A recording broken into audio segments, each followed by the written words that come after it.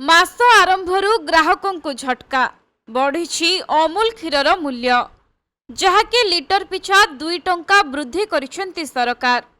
Amul gold, Amul शक्ति, अमूल चा special क्षीर मूल्य वृद्धि होईछि। वर्तमान अमूल गोल्ड मूल्य लिटर पिछा 64 रु 66 टंका वृद्धि पाइछि, जेउठारे अमूल चा स्पेशल रो मूल्य लिटर पिछा 62 रु 64 टंका को वृद्धि होईछि। तेबे अमूल पक्षरु ए बाबदरे कुहा जायछि जे वर्धित मूल्य केवल 3 रु 4% वृद्धि होईछि, जहा खाद्य मुद्रास्फीति ठारू बहुत कम अटे।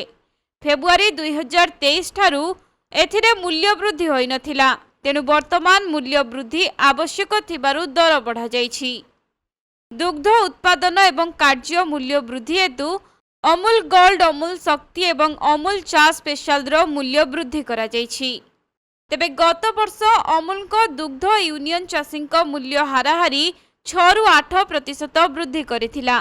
अमूल को नीति अनुसार ग्राहकों द्वारा करा जायथिबा 1 टंका मध्यरु 80 पैसा क्षीर उत्पादनकारी निकट को जाइथाए।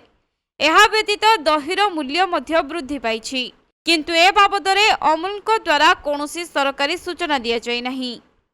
तेबे Gujarat cooperative milk marketing federation एहार वितरक मानक निकटरे नूतन मूल्य सहित एक तालिका पठाइछि, जेउ कारणरू एही खबर मध्य सामना को आसीछि।